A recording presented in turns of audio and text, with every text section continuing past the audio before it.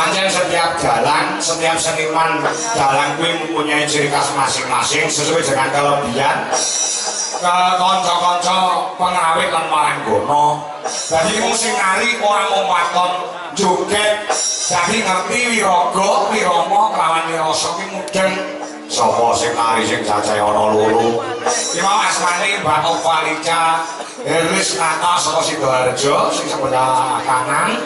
Ewadresi sebelah kiri saka Blora Mbak Manyak Andarsari.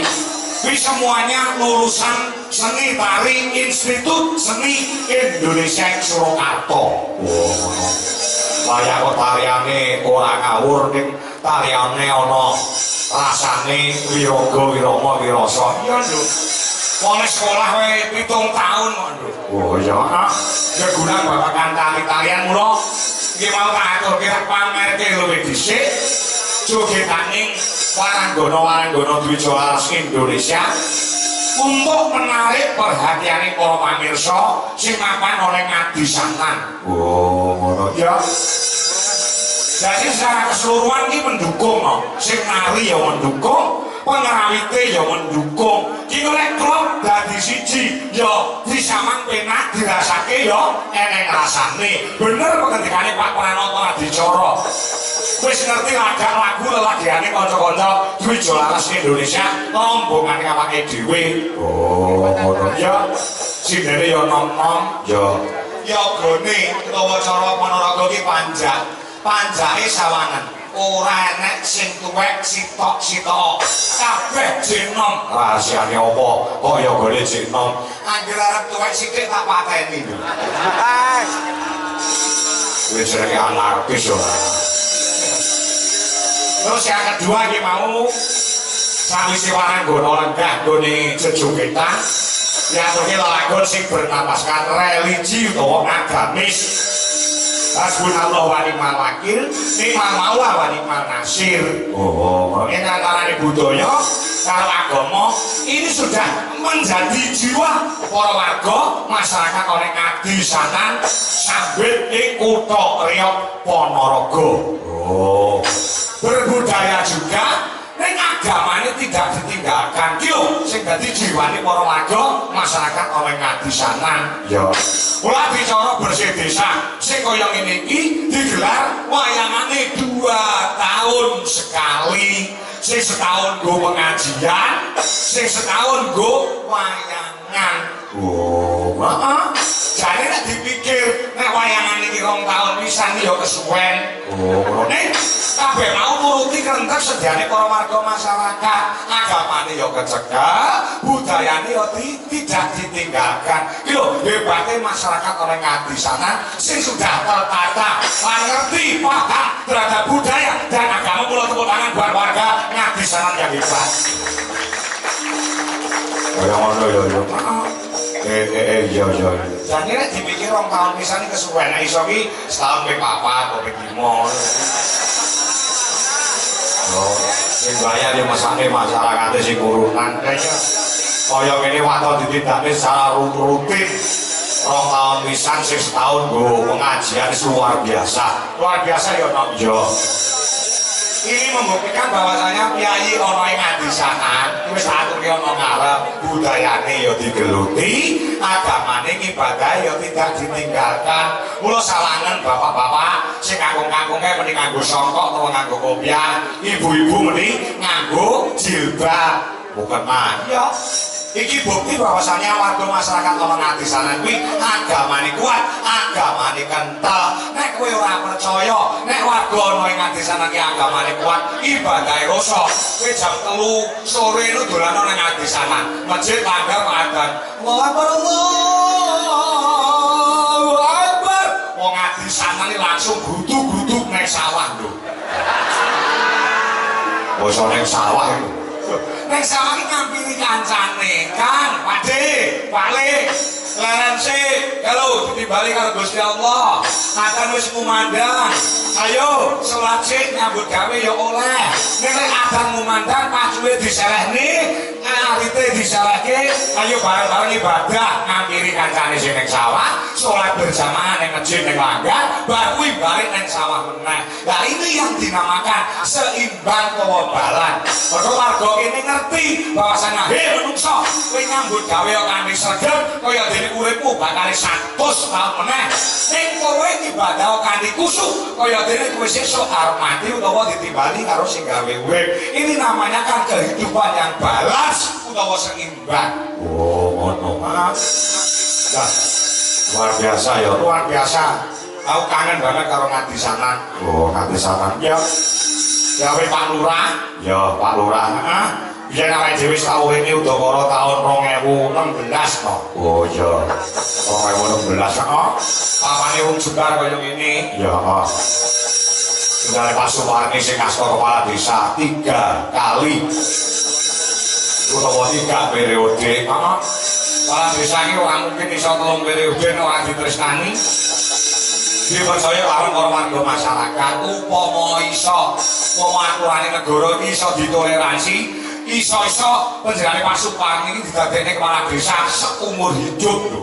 Oh, ngono ya. Mergo nek peduli siap dadi pengayom tumraping para warga lan melayani kabeh para warga ning Ngadisanan Sambit ing Ponorogo. Oh, ngono ya. Ya. Kula matur nuwun Pak Panitia. Ya. Pak Kepala Desa, para warga masyarakat, ya, yang sampun kepareng gerakan kabudayan bersih desa Ngadisanan, sing disponsori karo Sound System MTH Audio, juga video hijau multimedia, juga lighting K2 lighting, ya, sing digelar ana ing lapangan Suro di Wiryo, sing mapan ana ing desa Ngadisanan. Oh ya kestoke dawuh.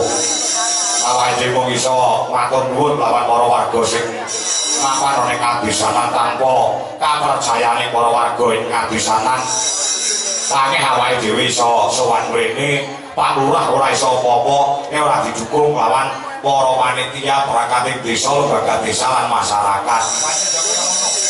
Jadi Pak Lurah, Pak Suparni itu rasa menentukan jalan itu kudu awake dhewe gak iso. Kabeh dimusyawarahkan untuk mencapai mufakat. Yo. Tur gensine gede nduk Ngadisanan kuwi. Oh, ngono. Nanggap jalan nek mung iya apa murah-murah ora gelem. Oh iya. Wis dingendikake karo Pak Pranoto Adicara biyen nate ndane Mas almarhum Ki Seno Nugroho. Iya. Ngono ya, terus Yusuf Ansor Kamarudin. Ya, terus tahun ini awake dhewe. Ya wis kake dawuh. Awake dhewe matur nuwun lan nderek ndedonga para korban Gusti kang kawasa kanthi srana bersih desa. Bisa resika desane, resika sing nggone ada saka Gondha Rencana, Durga Mendak Sirna. Ya. Makasane desa Ngadisanan dadi desa ingkang badhaton nyibatun warapun bapa. Kemari Paho Jinawi Kertotata Raja, mula sandangan sata pangan, ada saka bencana alam, digawane umure kabeh para warga lan perangkate, disehati awake, dianggapi rezekine, selamat donyane, selamat akhirate lumah. Mak ngaturi tembang sarunge Mas Gareng, ngaturi tembang sih. Ana bintang tamune yo. Ana ngerti kok. Bintang tamune sebuwe. Panitia golek dhewe. Heeh. Panitia golek dhewe aku mau dikabari mangke wonten bintang tamune Mas Kangko. Sinten Mas? Anu Gareng saking Purwodadi niku lho Mas Gareng Jajak. Jenengan kenal lho mboten tapi ya jawab mboten nanti. Mohon dadina karo kuwi. Ayo mung iku sik karo Mbak Hani Kusuma. Wah iki ya. Ya. Sing dingane karo pengendange Jaipong ya iki. Lah iki.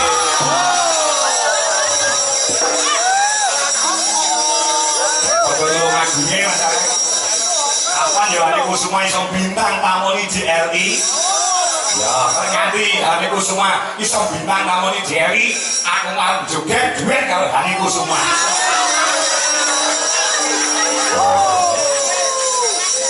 Rasane ngono Han, rasane ngono. Halo Mas Kako, Hani Kusuma ayo men. Yo. Kae mantan si Deni Pinto dan sono. Mboten perlu ayu iki, Pak. Bokome kewusi.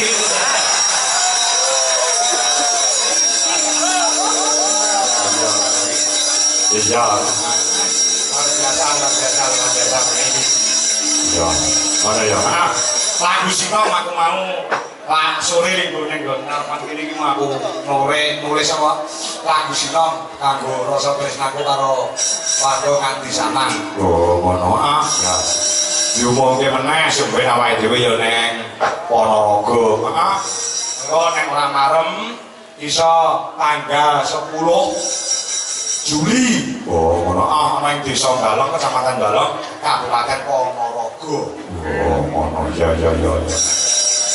Terus apa meneh? Iki sore yo metuki aku meneh ya Pak Kepala Desa saka Ngrandu Kauman Ponorogo. Oh, ngono ah. Tanggal piro? Ngrandu. Insyaallah mau tanggal 14 lho, 14 Juli. Oh, ngono. Ah. Nek kurang marem meneh masyarakat Ponorogo hadir tanggal 7 Agustus di SMP Negeri 1 Ponorogo. Ngono. Engko nek sik kurang marem meneh ya dicatet tanggal 12 September kuwi awake dhewe kon nyusul para warga Ponorogo pentas wonten ing kantor Pepabri Surabaya Jawa Timur. Lho wayang kok arep minggat. Menawa pengen dolan ning Doni.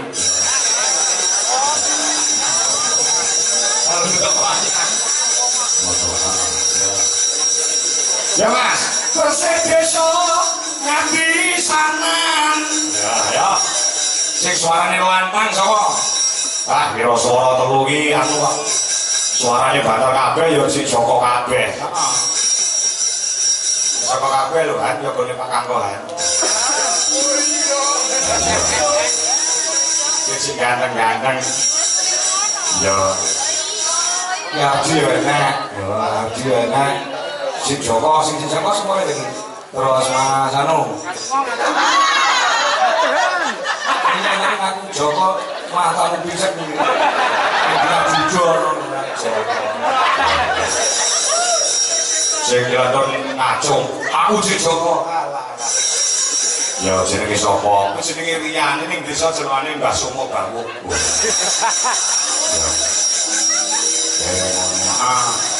Mas sapa jenenge? Kasih Haryono sing ngeduk kuwi ya si Joko. Ya.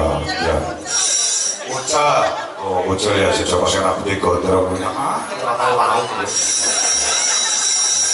Ya, besene sok Kanthi Saman. Monggo sasunggan. Ya, kowe sing suarane brantas seko apik-apik kok. Iya. Rombongane dhewe ora sing elek lho. Ya. Nyambut gawene apik ya mung tekon. Oh iya adalah soalnya kadung mendem gue aku seorang Dewanda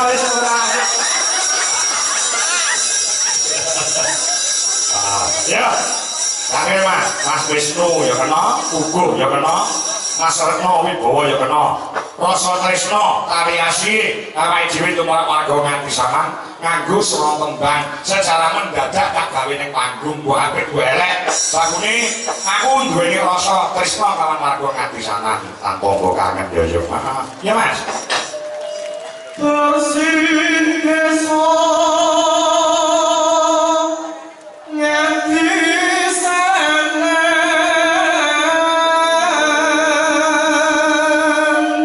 Mas Retno Wibowo kuwi selain dadi wiyaga ya bisa dadani kursi rusak iso didatani ya keluarga sing arep pegatan ya iso dandan Kanthi Kecamatan sampai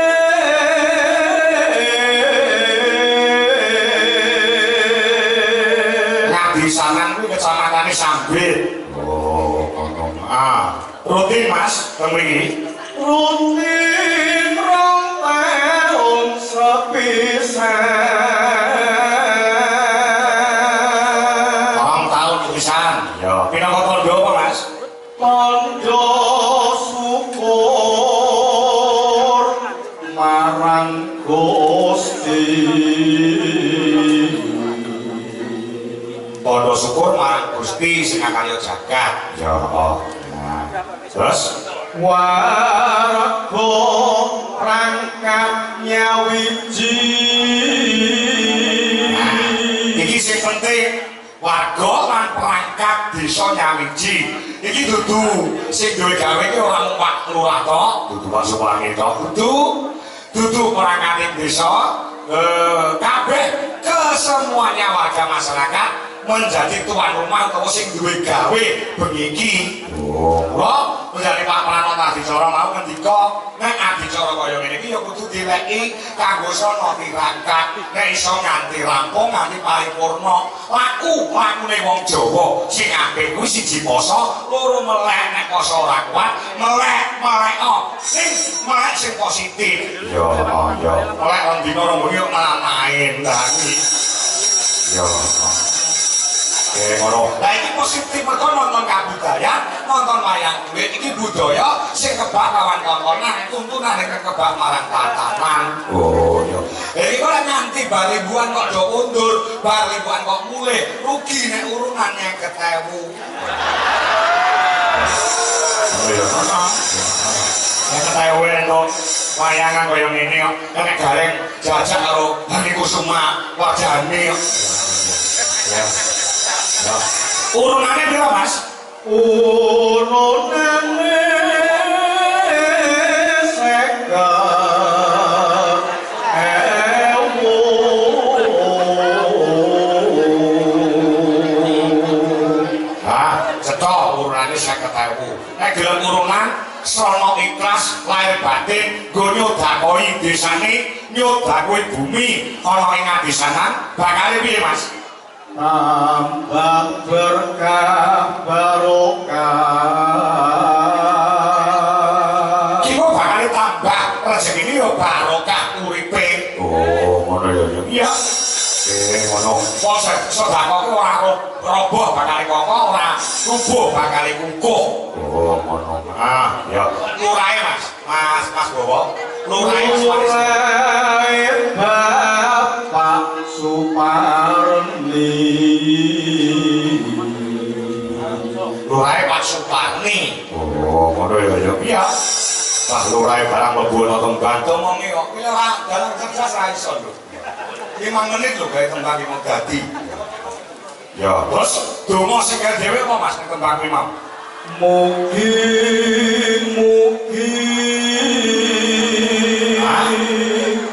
kalih saking sambeko.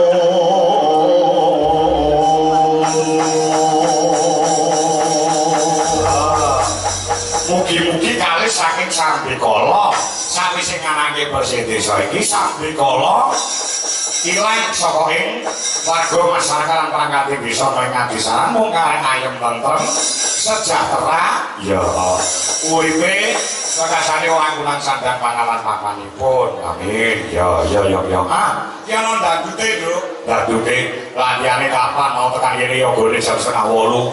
Ora nganggo latihan, pokoke digadak yoga ki nek lulusan isi kuwi tanpa latihan kudu iso. Sinden ya ngono.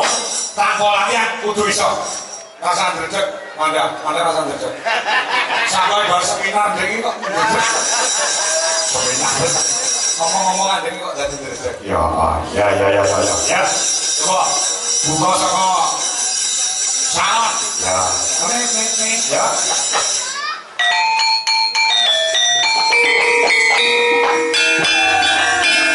Hati sangat bersih-bersih.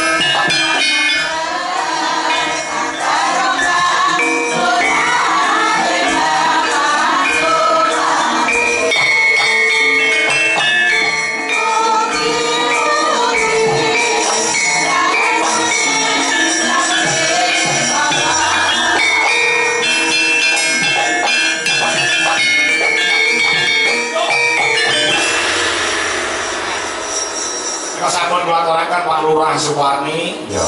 Lagu Tondo Tresno secara mendadak nih kaca-kaca bisa semua. Oh, ngono. Tanpa kecer ya, tanpa kecer, tanpa rusak tabuane ya lulusan SD sing ngendang kowe dosen. Oh, ngono. Bengi malam minggu kepungkur ki ya aku wayangan ning Nganjuk kuwi ya padekne lagu ngene iki lho. Oh, iya iya. Ning Nganjuk winginan iki saking seneng iki ya bersih desa no bar lagu mandeg set ngene iki lurahe langsung munggah panggung nyawer aku 500 kuwi ning Nganjuk ngene iki. Oleh Nganjuk karo kono-kono iki lah. Iya, iya iya iya. Pokoke matur nuwun Pak Suparni, panitia sedaya kemawon. Muga Pak Camat Sambit utawa yang mewakili Puspika Kecamatan Sambit ya, Pak Bobi, Pak Kapolsek Pandan Tamil, serta DPRD Kabupaten Ponorogo mbok menawa bengi iki parang rawuh ya no. Oh, ngono ya ya. Ya. Matur sembah nuwun tur jajare tanggale yo manut karo awake dhewe. Oh, ngono jane sing dikersake sesuk bengi to no. Oh, ngono. Tanggal sekawan pripun Mas Kangko Pak? Boten saged niku Pak. Kula tanggal sekawan pun wonten kesangguan kaya piyayi grojokan berbut Nganjuk. Oh, ngono. Wami tanggal gasalipun dos pundi Mas Kangko? Waduh boten saged. Gasal kula wonten Loman Sari Kendal, Pleri Jawi Tengah. Ya. Pun tanggal 3 mawon. Alhamdulillah kok ya kersa maju tanggal 3 ya ya. Lah iya. Monggo bengi iki yo nggih rebutan mung pirang-pirang bengi iki. Ya. Kapal Madiun, kapal Morang Madiun ya bengi iki jane. Ana sae lak gelem mundur. Ya, heeh. Pokoke nek puasa siswa iki golek dalan aja dadak-dadak. Ya, ya ya ya. Alhamdulillah sedaya sponsor matur sembah nuwun. Ya. Warga masyarakat terima kasih kaya wancine Mas Gareng siki no. Oh, ngono. Mas Gareng jajak ya, heeh.